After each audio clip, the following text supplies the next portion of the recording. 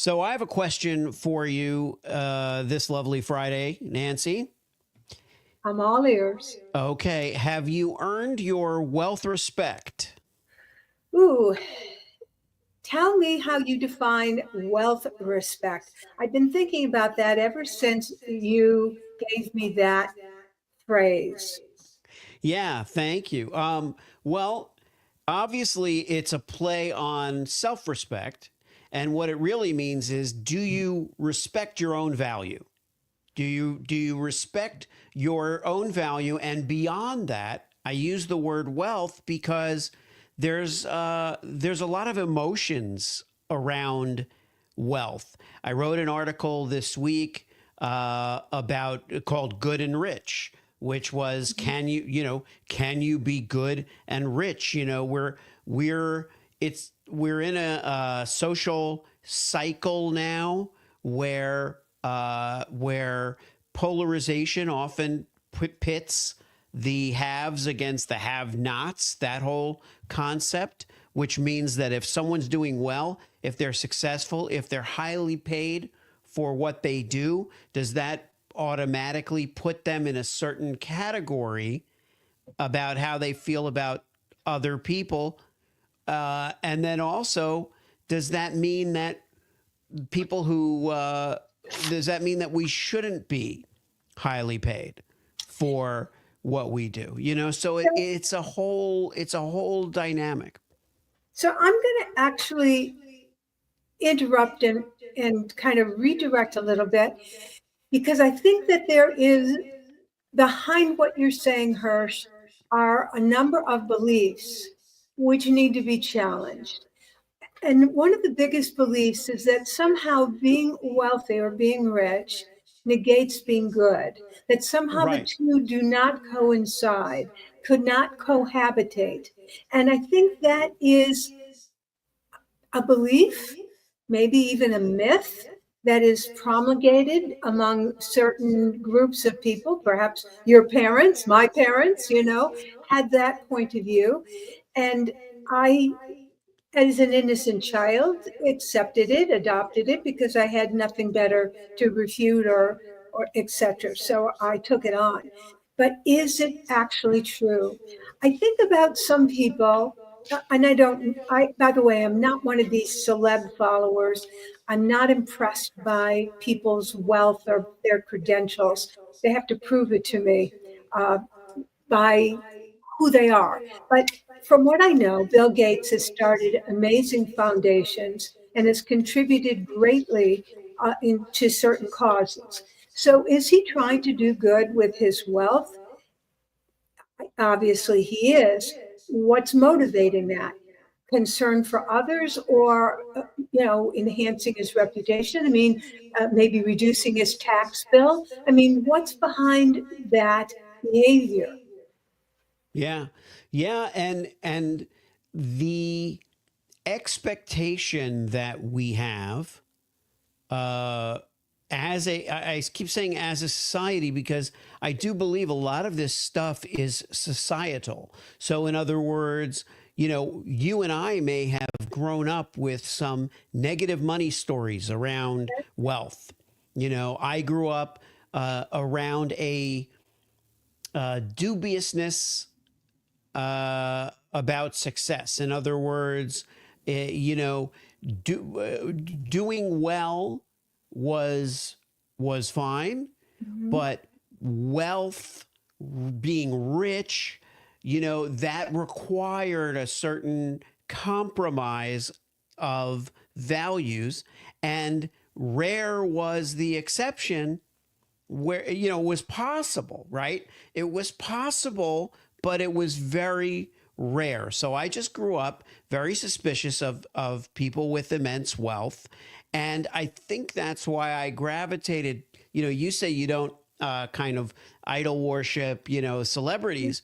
I think I grew up thinking that show business was maybe an exception because people who were comedians, actors, musicians, those people, at least they were making the money from art. So they were making the money from doing something creative, and Ah, that let them off the hook. Now, once they did make the money, they could, turn into jerks, and that was possible. And money corrupts. There was this sense of money corrupts. So I didn't crawl out from under that story for quite a while, but I could at least like artists who were highly paid for what they did, because they weren't doing it for money in the way that it seemed like other people in business might. so this is such an important belief that is being uncovered right now. That somehow how we earn our money, is it through creative endeavors, or is it through uh, just direct business mercenary measures? Right, right. I mean, you have a bias that if somebody is out to make money just to make money, that somehow puts them in a different category than the artist who is simply expressing their talents. Right, right, and it also caused me to not be interested in business at first, Yes, and I, that was I another share that that. yeah.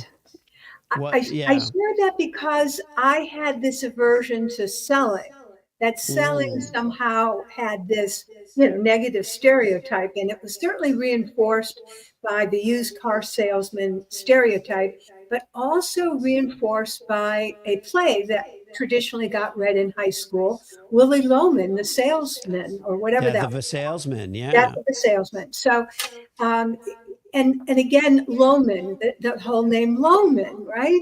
It Yes. immediately tells something about the character of the person. So, but I want to suggest that talents come in many forms, not just artistic, and that many serial entrepreneurs have great talent in starting businesses. Does that make them somehow, from your point of view, that they have failed to earn wealth respect? Yeah. Well, I think that the wealth respect issue is all wrapped up in that. It's wrapped up in all of these preconception stories, judgments.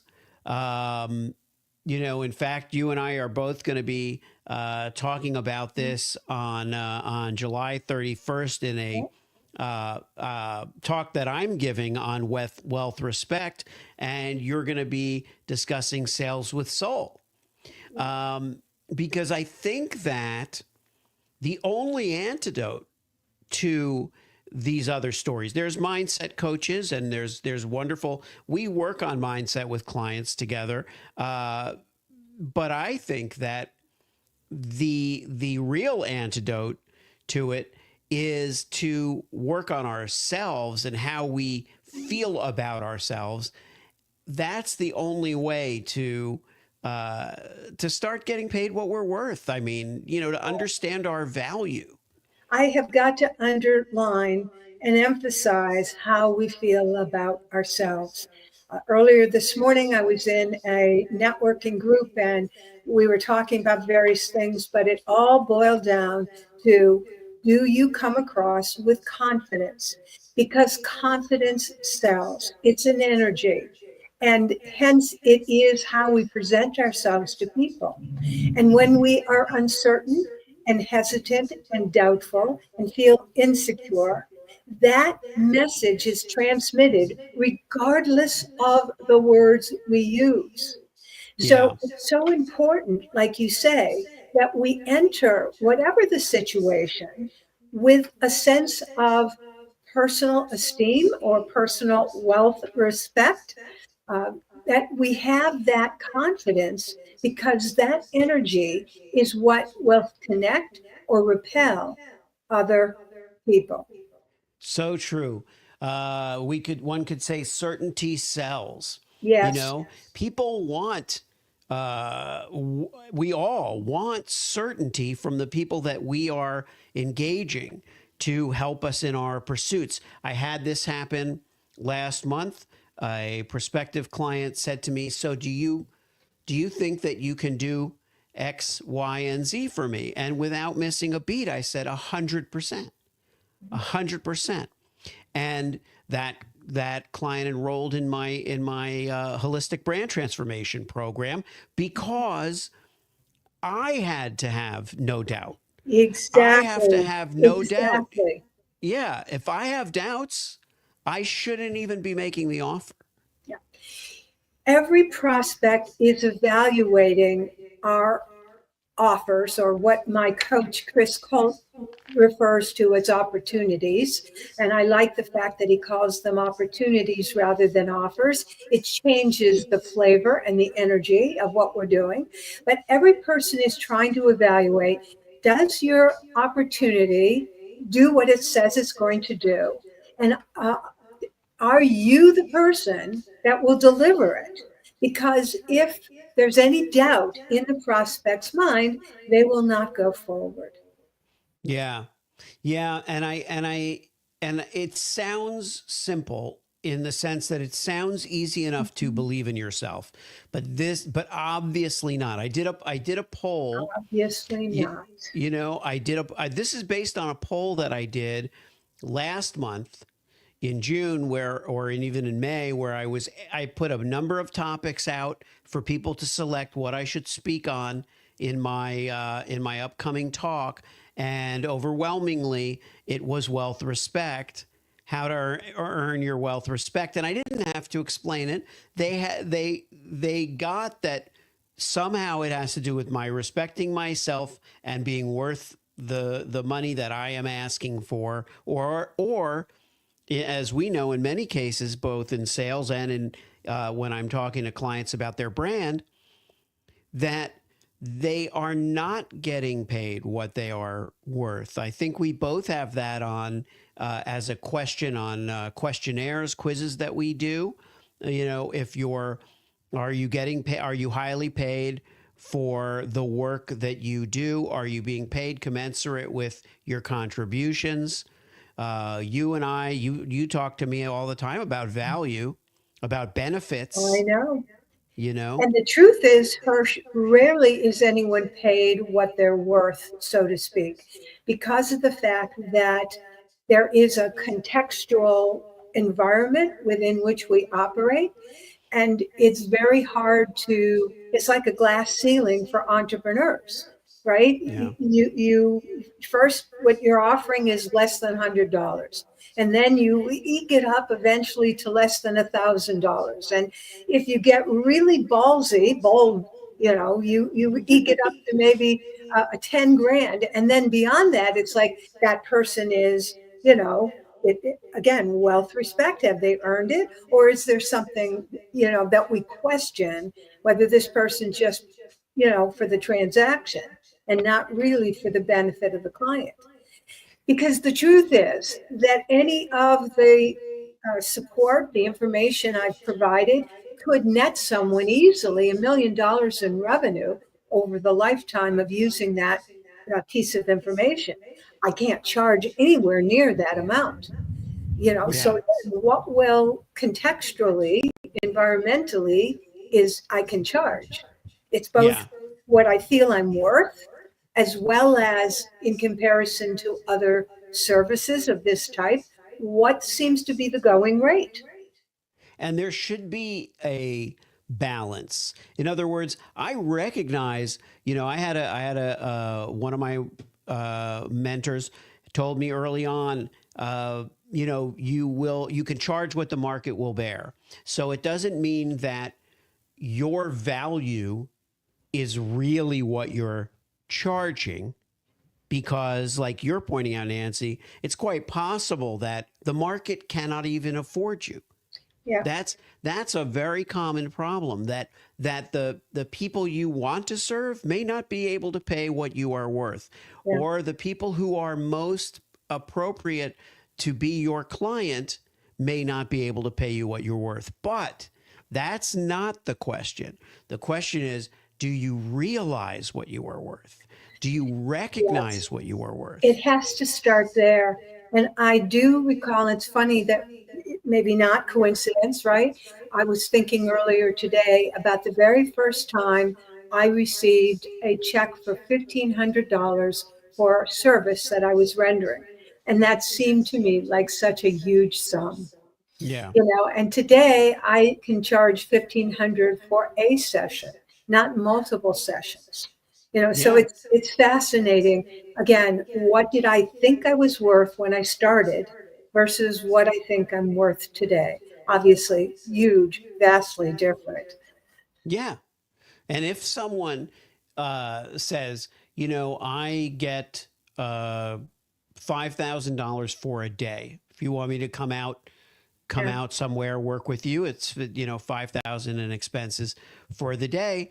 And if that is what you are is that is if that is what your time is worth for that day, a day is worth to you, that's a better place to start than what is it worth to the other person.